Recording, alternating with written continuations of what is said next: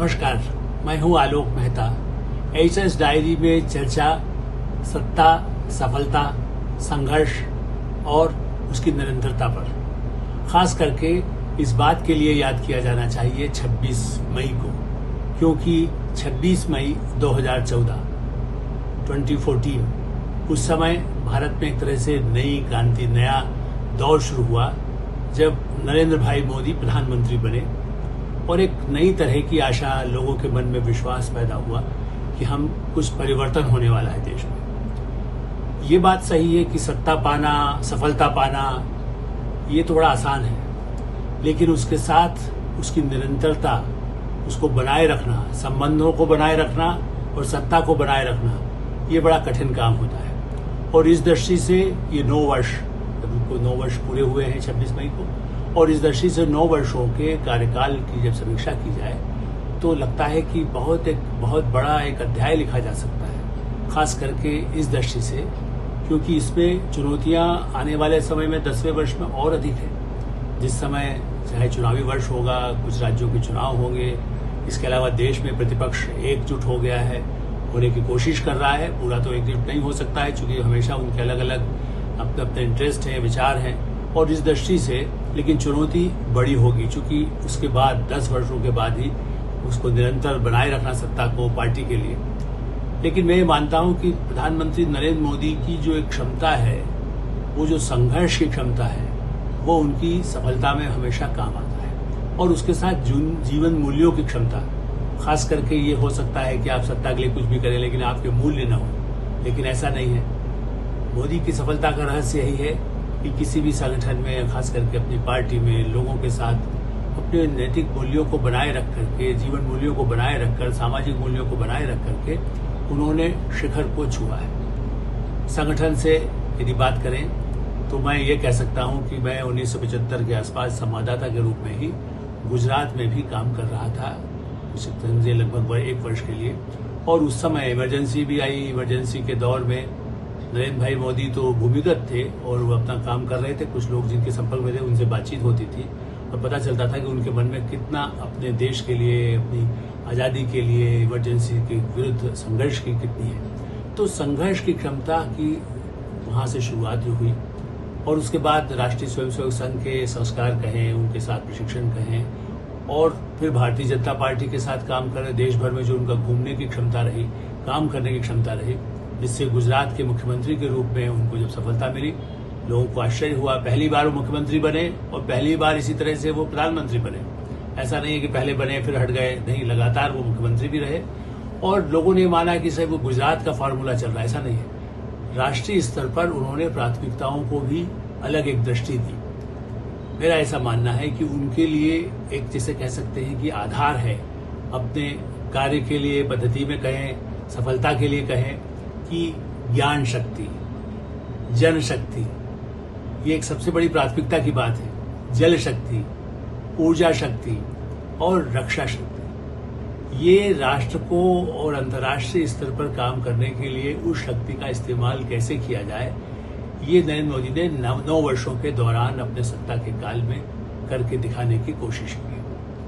मंत्रिमंडल में चाहे नए लोग आए हों, पुराने लोग रहे हों, सबको कैसे साथ जोड़ा जाए। पार्टी में एक क्षेत्र नेता के रूप में कोई आवाज कभी नहीं उठी कि भाई, वरना हम इंदिरा गांधी के काल से देखें, नेहरू के काल से देखें तो ऐसे प्रतिद्वंदी होते थे। लेकिन ऐसी स्थिति बनी है देश में कि प्रधानमंत्री नरेंद्र मोदी का विकल्प उनकी पार्टी, एनडीए या देश में भी लोग तो यही मानते हैं उनका विकल्प नहीं है। अब तो राष्ट्रपति बाइडेन ये कहने लगे हैं कि भाई वो तो इतना ज्यादा लोकप्रिय है कि उसकी कोई मुश्किल, हमने उनके लिए मुश्किल पैदा हो गई है। ऑस्ट्रेलिया के प्रधानमंत्री ने उनको बिग बॉस कह दिया कि वही बॉस है। तो ये जो ऐसा माना जाए कि जिस तरह से उनको अंतर्राष्ट्रीय स्तर पर भी मान्यता मिली, उसके पीछे उनके कार्य की क्षमता और चुनौती को स्वीकार करने की। मैं कहूंगा निश्चित रूप से ऐसा नहीं है कि 10वां साल कम चुनौतीपूर्ण होगा, ये अधिक चुनौतीपूर्ण होगा। जैसे 9 वर्षों में महामारी कोविड का जब दौर आया तो ये तो शताब्दी का सबसे बड़ा कठिन था। आतंकवाद से तो पहले भी देश, दुनिया लड़ती रही है, लेकिन इस संकट से जूझने में पूरे देश को साथ लेकर, चाहे वैक्सीन बनाकर, दुनिया के साथ जुड़ करके, 50 देशों को उनको सहायता करके, तो तो एक तरह से संकट में सबके साथी बनने की जो क्षमता है, ये चुनौती से जूझने की है। इसी तरह से भारत में प्राथमिकता शिक्षा, स्वास्थ्य, ऐसी आवास, घरेलू गैस गरीबों को कैसे मिले, उनके घर परिवारों में महिलाओं को कैसे न्याय मिले, महिलाओं की शिक्षा के लिए, उनको अपने आप में आत्मनिर्भर बनाने के लिए, किसानों को उनका सीधे जनधन योजना के जरिए यदि उनके अकाउंट खुले हैं तो किसानों को भी यदि कोई सम्मान राशि जाती है 6,000 रुपया भी तो सीधे उनके अकाउंट में पहुंचे। ये एक अपने आप में क्रांतिकारी बदलाव भारत में हुआ है और इसीलिए उनकी लोकप्रियता के लिए आप सहमत हो असहमत हो, उनके काम को लेकर समीक्षा में कुछ कमियां दिखा दें, कहाँ इम्प्लीमेंटेशन हुआ उसकी बातें की जा सकती है, लेकिन टेक्नोलॉजी का जो उपयोग पिछले वर्षों के 9 वर्षों के दौरान हुआ है और आने वाले वर्षों में, इसीलिए मैं ये कहता हूं कि उन्होंने अपनी यात्रा साइकिल बैलगाड़ी जैसे कह सकते हैं वहां से शुरू की। उनकी उड़ान का लक्ष्य होता है अंतरिक्ष, कैसे हम मंगल तक पहुंचे, कैसे हमारे पास लड़ाकू विमान ऐसे हों जो अपने स्वनिर्मित हो। देखिए हाल में तेजस विमान के बारे में जब खबर आई कि देखिए ये पेरिस के एक शो होने वाला है, वहां पर प्रदर्शित किया जाएगा, तो एक बड़े ही प्रोफेशनल ने मुझे फोन करके पूछा कि क्या सच है ये लड़ाकू विमान भारत का बना होगा। मैंने कहा यस बना है, बल्कि उनको नाम भी नहीं मालूम था। उन्होंने कहा भारत का कोई विमान वहां जा रहा है। मैंने कहा तो इससे ऐसा लगता है कि जिस तरह से जो प्रगति हुई है उसका लाभ कैसे आगे लोगों को मिले, टेक्नोलॉजी का लाभ कैसे हो, साइंस का लाभ कैसे हो और उन लोगों के लिए खास करके रोजगार के अवसर कैसे मिले। यदि पूंजी आएगी देश के, उनके बारे में एक छवि बनी थी गुजरात के बाद जब चुनाव से जीत करके आए कि वो तो पूंजीपतियों का ध्यान रखते हैं, पूंजीपतियों के संरक्षण देते हैं, ये तो बड़ा 10 लाख का कोट पहनते हैं। ये सब अवधारणा इस तरह गलत साबित हुई कि जब करोड़ों लोगों को उनकी योजनाओं कार्यक्रमों का लाभ मिला और उसकी वजह क्या थी कि वो गांव-गांव घूमते रहे।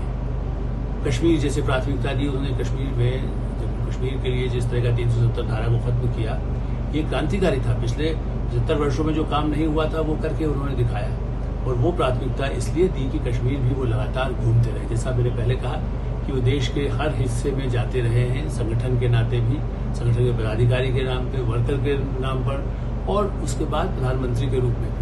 इसलिए उन्हें लगा कि जम्मू कश्मीर को देश की धारा से जोड़ने के लिए इस 370 को खत्म करना आवश्यक है और आज कश्मीर बदला हुआ है।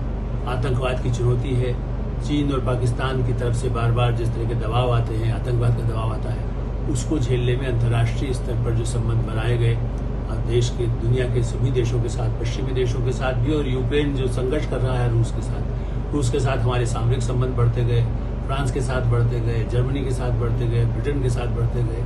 तो इस तरह से उसका लाभ, उसकी पूंजी निवेश वहाँ की कंपनियों का भारत में हो तो रोजगार के अवसर मिले, स्वरोजगार हो, डिजिटल क्रांति के साथ साथ किस तरह से स्किल डेवलपमेंट, मतलब अपने में खुद क्षमता ऐसी पैदा हो, चाहे वो ड्राइवर का काम करे, चाहे प्लम्बर का काम करे, चाहे टेक्निकल का कोई काम करे, दर्जी का काम करे, वो कैसे प्रोफेशनल स्किल उसकी हो जो दुनिया में उसके सामान की उसकी फायदा पहुंच सके, किसानों को उनका लाभ दूर दूर तक लोगों को उनकी उपज का मिल सके।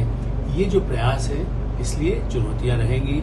2024 भारत के लिए एक निर्णायक वर्ष साबित होगा, लेकिन उसके पहले जो उनकी संघर्ष की क्षमता है, उनकी चुनौतियों से निपटने की क्षमता है, उसकी भी परीक्षा भी होगी और उसके बाद सफलता का विश्वास निर्भर करेगा उनके कार्यकर्ता, उनके पार्षद, उनके विधायक, उनके सांसद कितना सक्रिय रह करके उन योजनाओं का लाभ लोगों तक पहुंचाते हैं। धन्यवाद, नमस्कार।